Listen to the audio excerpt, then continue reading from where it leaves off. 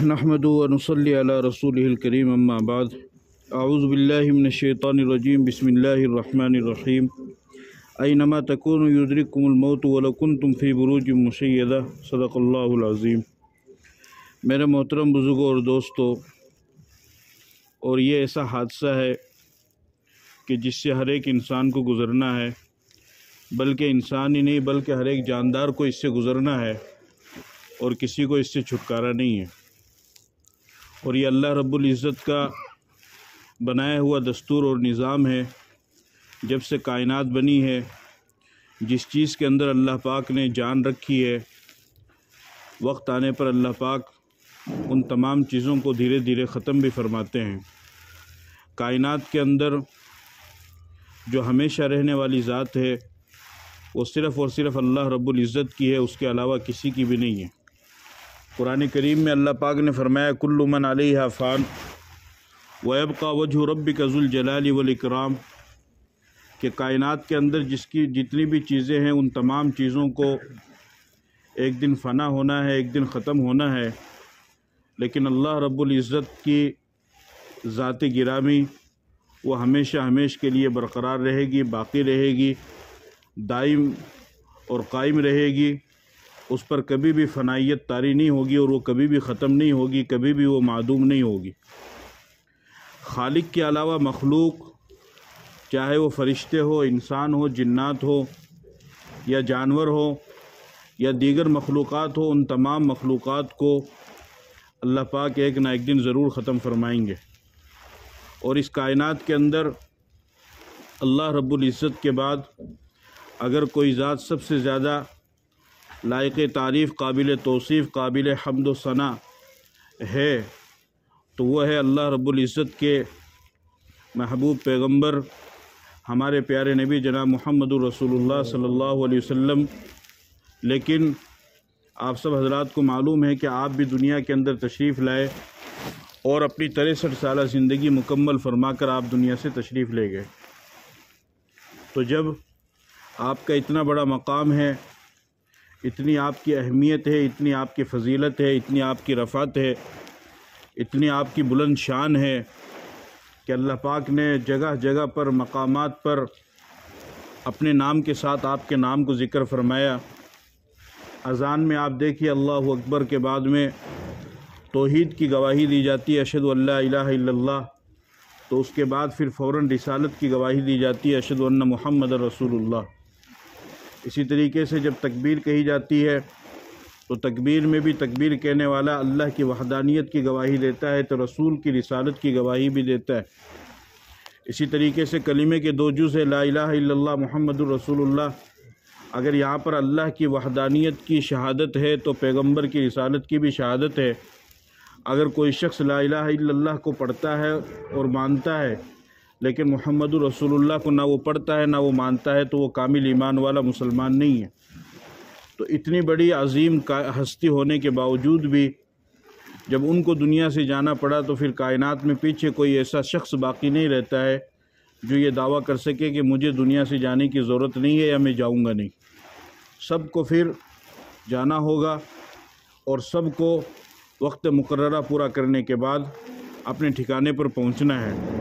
اللہ پاک نے اسی طریقے سے نظام بنایا ہے، کائنات کے اندر اچھے ہوں یا برے ہوں، مرد ہو یا عورت ہو، انبیاء ہو، اولیاء ہو، صالحین ہو، پڑھے لکھے ہو، ان پڑھ ہو، جاہل ہو، مرد ہو، عورت ہو، غریب ہو، مالدار ہو، شہری ہو، دیہاتی ہو، کسی بھی علاقے کا رہنے والا ہو، کہیں کا بھی انسان ہو، وقت مقررہ پورا کرنے کے بعد پھر اسے جانا پڑے گا۔ اور یہ ضروری بھی ہے۔ اگر انسان کے لیے موت نہ ہوتی تو پھر اللہ میں اور انسان میں شاید کوئی فرق نہیں ہو پاتا۔ اور یہاں پر آ کر کے چونکہ کائنات کے اندر لوگ اپنے اپنے طور پر خدائی کا دعویٰ تو کر چکے ہیں۔ آپ نے تاریخ میں بھی پڑھا ہے، قرآن کریم میں بھی ذکر ہے فرعون کا۔ اس نے کہا انا ربکم الاعلی، میں تمہارا سب سے بڑا رب ہوں، تمہارا سب سے بڑا پروردگار ہوں۔ اس نے بھی خدائی کا دعویٰ کیا، لیکن اس کے باوجود بھی اسے ختم ہونا پڑا۔ تو جو چیز ختم ہو جائے وہ خدا نہیں ہو سکتی ہے، اور جو خدا ہے وہ ختم نہیں ہو سکتا ہے۔ اب انسان کو بعض دفعہ اللہ پاک حکومت، دولت، طاقت، صدارت، وزارت، عہدہ سب چیزیں دیتے ہیں، اور اس کے نشے میں آ کر کے وہ خدائی کا دعویٰ کر جاتا ہے۔ اور فرعون نے تو بہت بعد میں جا کر کے کیا، اس کو اللہ نے بہت کچھ دے دیا، لاسٹ میں اس نے جا کر کے کہا کہ میں تو تمہارا رب ہوں۔ ہم جب اپنے ماحول میں، اپنے سماج میں دیکھیں، اپنے گریبان میں جا کے، تو ہمارے یہاں تو ہر کوئی خدا بنا ہوا ہے۔ جس کے پاس تھوڑے لاکھ روپے ہیں وہ اپنے آپ کو خدا سمجھ رہا ہے، جس کے پاس تھوڑے کروڑ روپے ہیں وہ اپنے آپ کو اس کا خدا سمجھ رہا ہے۔ یعنی اگر ہم دماغ لگائیں اور آپ خود غور و فکر کریں تو اللہ کی ذات کی طرف تو لوگ نسبت کرتے ہی نہیں ہیں۔ یعنی اس کا خیال یہ ہے کہ جو کچھ بھی کمایا ہے، جو کچھ بھی مجھے ملا ہے، وہ میرے رب کے فضل اور کرم سے نہیں بلکہ میری محنت اور میری عقل سے ہے، جبکہ یہی سب سے بڑا دھوکہ ہے کہ آپ کو جو کچھ بھی ملا ہے یہ آپ کی عقل کا کوئی کمال نہیں ہے بلکہ یہ اللہ کا فضل ہے۔ اسی لیے آپ نے دیکھا ہوگا گھروں کے باہر، دکانوں کے باہر لکھواتے ہیں ھذا من فضل ربی، یہ میرے رب کا فضل ہے۔ مکان بنانا کوئی انسان کے بس کی بات نہیں، لیکن اگر کسی کا مکان بن جاتا ہے اور اچھے سے اچھا بن جاتا ہے تو یہ اللہ کا فضل ہے۔ لیکن چونکہ انسان ختم ہو جاتا ہے، مر جاتا ہے، تو یہاں پر آ کر کے پھر اس کو ہار ماننی پڑتی ہے کہ نہیں، جو ختم ہونے والا ہو وہ خدا نہیں ہو سکتا ہے، اور جو خدا ہے وہ ختم نہیں ہو سکتا ہے۔ تو اللہ نے فرق کو برقرار رکھا ہے۔ تو خالق اور مخلوق میں یہ فرق ہے کہ مخلوق کو ایک دن ختم ہونا ہے اور خالق کو کبھی بھی ختم نہیں ہونا۔ تو مخلوق میں سب آ گئے، تمام آ گئے، کسی کو بھی یعنی بقا نہیں ہے۔ قرآن کریم میں اللہ نے فرمایا انما تکونوا یدرککم الموت ولو کنتم فی بروج مشیدہ، کہ لوگو اگر تم 7 مضبوط قلعے کے اندر، 7 مضبوط پردوں کے اندر بھی اگر تم چھپ جاؤ گے تو موت تمہیں وہاں پر بھی آ کر کے پکڑ لے گی۔ جب وقت متعین ہوگا تو وہ آ جائے گی، اور وہ بستر پر سوئے سوئے بھی آ جائے گی، اور جب وقت متعین نہیں ہوگا تو وہ نہیں آئے گی۔ آپ حالات کا کتنا بھی مقابلہ کر سکتے ہیں۔ بہت سارے لوگ گھبراتے ہیں، ڈرتے ہیں کہ نہیں ایسا نہیں ہو جائے، ایسا نہیں ہو جائے۔ جو دنیا سے گئے ہیں وہ بھی نہیں جانا چاہتے تھے، جو دنیا سے گئے ہیں جانا وہ بھی نہیں چاہتے تھے، اور جانا چاہتا بھی نہیں، لیکن اس کے باوجود بھی انسان کو جانا پڑتا ہے، کیونکہ یہ بہرحال کیا ہے، اللہ کا نظام ہے۔ اب سوال یہ پیدا ہوتا ہے کہ اللہ پاک نے پھر یہ نظام بنایا کیوں؟ یہ نظام اللہ نے بنایا کیوں کہ اتنے بہترین طریقے سے اسٹیپ بائی اسٹیپ اللہ پاک سارے نظام کو چلاتے ہیں۔ 9 مہینے تک بچے کو ماں کے پیٹ میں رکھا، 3 اندھیروں میں، یخلقکم فی بطون امہاتکم خلقا من بعد خلق فی ظلمات 3، 3 اندھیروں میں اللہ پاک تمہیں بناتا ہے۔ هو الذی یصورکم فی الارحام کیف یشاء، 3 اندھیروں میں اللہ پاک تمہیں بناتا ہے، رات کا اندھیرا، پیٹ کا اندھیرا اور بچے دانی کا اندھیرا۔ ان 3 اندھیروں میں اللہ بچے کو 9 مہینے تک ماں کے پیٹ میں رکھتا ہے۔ ماں کھانا پکا رہی ہے، ماں گھر میں جھاڑو لگا رہی ہے، ماں کپڑے دھو رہی ہے، ماں سوئی ہوئی ہے، ماں اپنے کام میں لگی ہوئی ہے، ادھر بچے کا کان تیار ہو رہا ہے، ادھر بچے کے ناک تیار ہو رہی ہے، ادھر بچے کا ہاتھ تیار ہو رہا ہے، اور ادھر پورا بچہ تیار ہو رہا ہے، ماں کو خبر ہی نہیں۔ اتنا بہترین نظام بنایا، اور پھر اس کے بعد میں اس بچے کو اللہ پاک باہر نکالتے ہیں 9 مہینے کے بعد، اور وہ بچہ باہر نکلا تو اس بچے کی وجہ سے اس عورت کو کتنی بڑی فضیلت مل گئی۔ حدیث پاک کے اندر آتا ہے، اللہ کے نبی صلی اللہ علیہ وسلم نے فرمایا الجنت تحت اقدام الامہات، کی جنت تمہاری ماں کے پاؤں کے نیچے۔ اب یہ 21 سال کی لڑکی ہے، ابھی اس کے پاؤں کے نیچے جنت نہیں، اس کی شادی ہو گئی، 1 سال کے بعد میں اللہ نے اس کو بچہ دے دیا۔ اب جیسے ہی بچہ پیدا ہوگا تو اس بچے کی وجہ سے یہ ماں بنی، اور ماں بننے کی وجہ سے جنت اس کے پاؤں کے نیچے آ گئی۔ کیسا اللہ کا نظام ہے۔ باہر نکالا، باہر نکالنے کے بعد اجنبی بچہ ہے، اس کے نام کا بھی پتہ نہیں، اس کی شکل کا بھی پتہ نہیں، وہ تو اب دیکھیں گے نا لوگ، اور نام بھی اب رکھے جائیں گے، لیکن اب ماں اور باپ اس کو اٹھا کے پھینک بھی دے، لیکن اللہ پاک ماں اور باپ کے دل میں بچے کی محبت ڈالتے ہیں۔ تو اب میاں بیوی میں محبت کم ہو جاتی ہے، اور دونوں کی محبت بچے کی طرف چلی جاتی ہے۔ ایسا ہی ہے، بچے کی طرف چلی جاتی ہے۔ ماں بچے کی پیدائش کی وجہ سے ماں کو کہ پاؤں کے نیچے جنت بنائی، اور باپ کو جنت کا دروازہ بنا دیا۔ الوالد اوسط ابواب الجنہ، باپ تمہارے جنت کا دروازہ ہے۔ فإن شئت فاضع ذلك الباب، اب حفظو، چاہے تو اس دروازے کی حفاظت کرو اور چاہے اس کو ضائع کر دو۔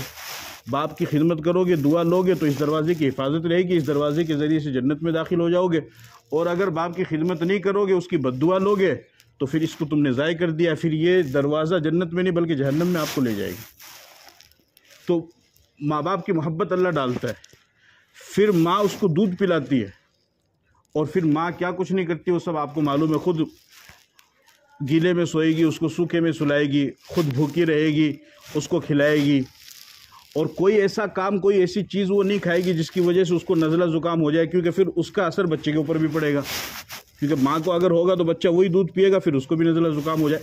کتنی احتیاط سے سارا کام ہوتا ہے۔ پھر اس کے بعد اللہ پاک اس کو بڑا کرتے ہیں، بہترین اس کو خوبصورت بناتے ہیں، اس کی آنکھ، اس کا ہاتھ، تمام چیزیں دھیرے دھیرے وہ بچہ بڑا ہوتا جاتا ہے، بولنا سیکھتا ہے، چلنا سیکھتا ہے، اس کا نام ہوتا ہے، پھر وہ علم حاصل کرتا ہے، عالم بنتا ہے، بہترین حافظ بنتا ہے، اچھا انسان بنتا ہے۔ یہ اور اللہ پاک اس کو بہترین صحت دیتے ہیں، زندگی دیتے ہیں، سانس دیتے ہیں، تمام نعمتیں اللہ پاک اس کو دیتے ہیں۔ بہترین ہٹا کٹا جوان ہو گیا، پھر اپنی عمر گزار لی، پھر بڑھاپا آ گیا، پھر اللہ پاک اس کو مار بھی دیتے ہیں۔ یہ کیا مطلب ہوا؟ آپ سمجھ رہے بات کو؟ یہ کیا مطلب ہوا؟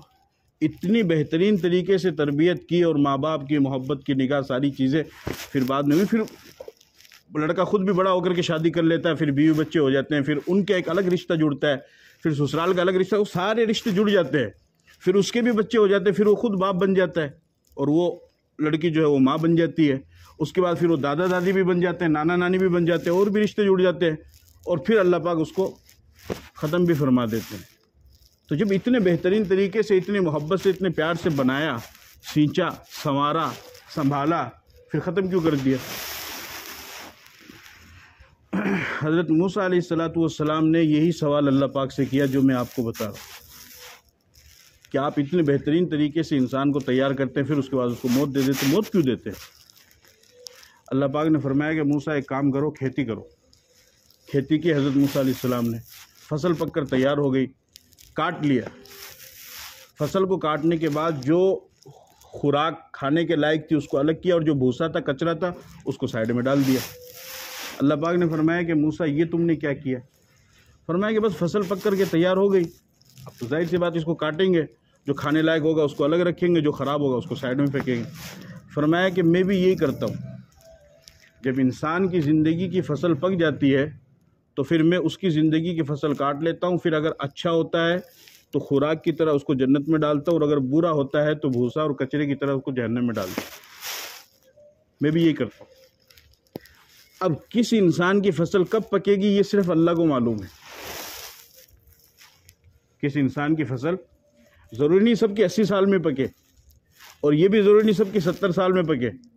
وہ فصل پکے گی تو 120 سال میں بھی پک جائے گی، اور پہلے زمانے میں تو لوگ 1000 سال کے ہوتے تھے، اور وہ فصل اگر پکے گی اللہ کی نظر میں تو ماں کے پیٹ میں پک جائے گی، کہ بچہ مردہ پیدا ہوتا ہے نا، تو وہ اللہ کا نظام ہے۔ اس لیے اللہ پاک نے یہ نظام کیا، اور ایک حساب سے اگر دیکھا جائے تو یہ صحیح بھی ہے۔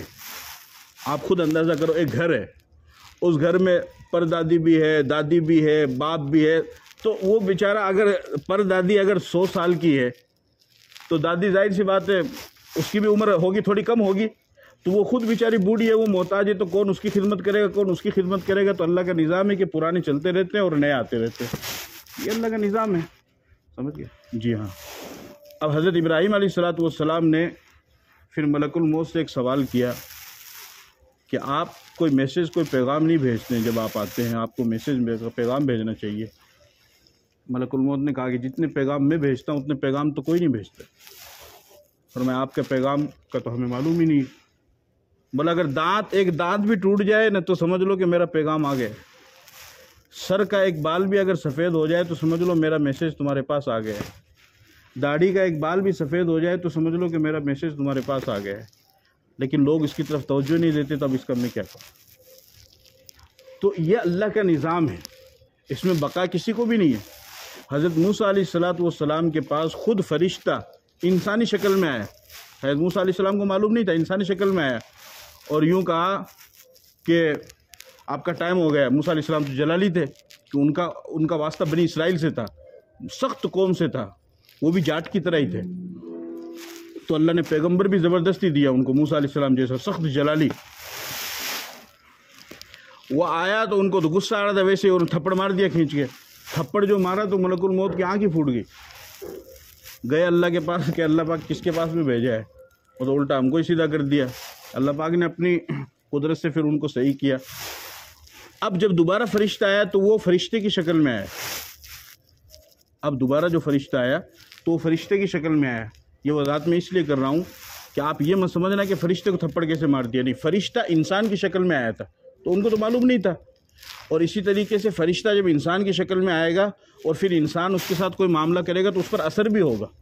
یعنی آپ یہ کہیں کہ انسان نے تھپڑ مارا تو فرشتے کو لگنا نہیں چاہیے، لگا بھی، آنکھ بھی پھوٹی، کیوں؟ کیونکہ وہ انسان کی شکل میں آیا تھا تو ساری صفت اس میں انسان کی آ گئی تھی۔ سمجھ گئے آپ؟ اب دوسری مرتبہ جب آیا تو بولا کون ہے؟ تو حضرت موسیٰ علیہ السلام سمجھ گئے، بولا ملک الموت۔ بولا کیا حکم؟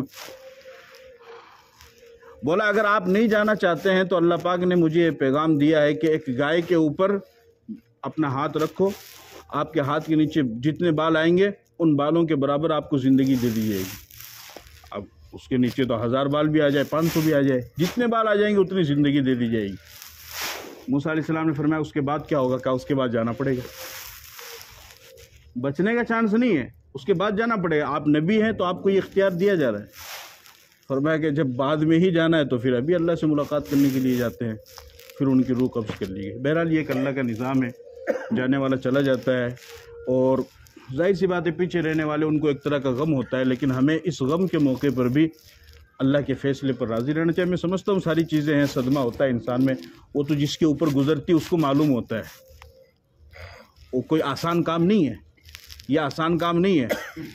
50 سال تک صبر کے اوپر بیان کرنے والوں کے اوپر جب خود مصیبت آتی ہے تو ان کے صبر کا دامن ٹوٹ جاتا ہے، ان کے بھی آنسو نکل جاتے ہیں، کیونکہ وہ مصیبت ایسی ہے۔ لیکن بہرحال آنکھوں سے آنسو نکلے یا غم ہو یہ شریعت میں منع نہیں ہے، بس زبان سے شکوہ اور شکایت نہ نکلے۔